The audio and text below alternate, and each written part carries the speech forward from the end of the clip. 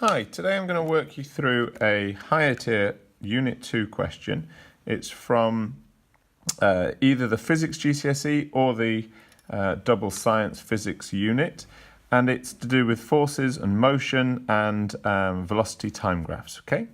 So the first thing they present us with is some information about a school bus travelling between two traffic lights.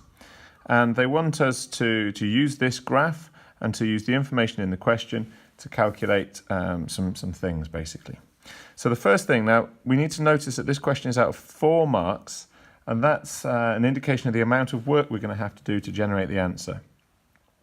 So first thing we need to do is we need to consider the fact that we have a force, and we need to calculate a mass. So at some point, I'm going to have to do F equals ma, possibly rearranged. So that's going to be force divided by acceleration equals mass. Now, we're okay here because we already know what the force is from the question, but the acceleration is going to come from this graph here.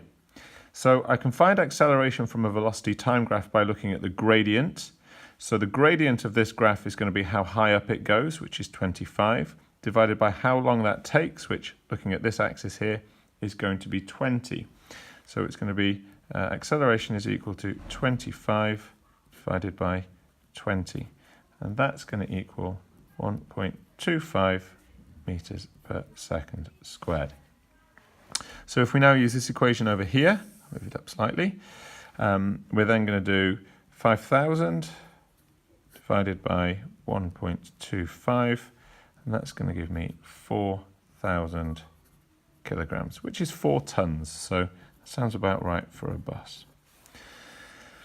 Next question, the same resultant force acts on the bus, but now the bus is full of pupils, so it will have got heavier, the mass would have got larger. So how will the start of the velocity time graph change? So if this mass gets bigger, this acceleration, so this value here, must get smaller. So more mass, smaller acceleration. Okay, so the gradient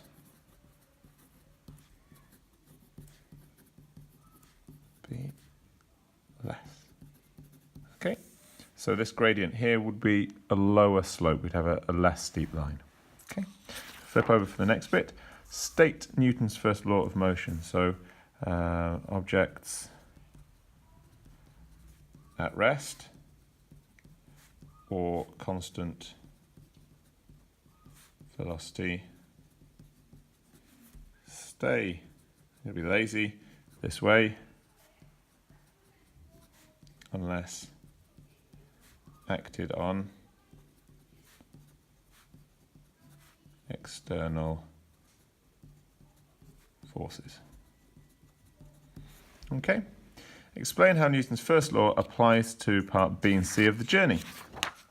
So if we note here at B and C, the velocity of the bus isn't changing. So what can we say here? We'll say velocity is constant. So no resultant forces acting. I've just realised something. Unless acted on by an external force, that should be an external unbalanced force. The danger of doing this stuff live, right? During its journey from A to D, how long is the bus moving at a velocity greater than 12.5? So if we flip over, I've drawn some construction marks on here. So here's 10. So if you look at the scale, we're going to have to come up 2.5 boxes. And we just draw across like that. And then if you read off the graph, it always helps. Don't be afraid to draw on your graph to help you work out what's going on. This here is 170. This here is 10. So 170 minus 10 will give us the time, which is 160 seconds. Okay. A lorry travels. Now this one is quite a tricky question right here at the end. The important thing is that it travels the same distance, but it doesn't stop. So what we're going to do is we need first of all to find out how big the distance travelled is. So that's the area underneath this here. So you see how the exam board are encouraging us to divide this into two triangles and a rectangle in the middle. So if you work out how wide it is and how high it is, and then half it, you'll get this area. Same for this one. And this one's a nice rectangle. So I got, when I did this, 20 times 25 over 2. So that's 20 seconds times 25 halved, because it's only half, which is 250. And then my next bit is 130. This is the rectangle. That's times by 25, and that's 3,250. And then lastly, we've got that last triangle, so that's 40 seconds times 25, that's the speed again, over 2, and that one gives me 500. And when I add all of those together, I find it's 4,000 meters. Okay, so that's how far the bus travels. That's earning you some exam marks already. Oh, sorry, I've gone off the bottom of the page.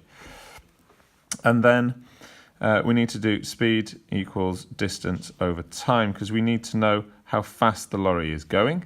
So we will then do 4,000 divided by the time, which is 100 and, let me just check that, time which is 190 over here.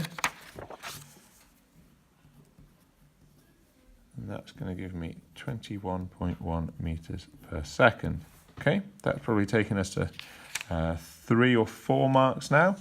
We'll flip over just to finish off. So it wants me to draw on. Now, if it's at constant speed, it'll be a flat line across the graph, like that. Okay.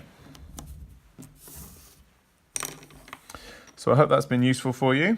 You can see the different skills for a higher tier question in this. It's just a little bit more complicated. You have to do a little bit more free thinking yourself.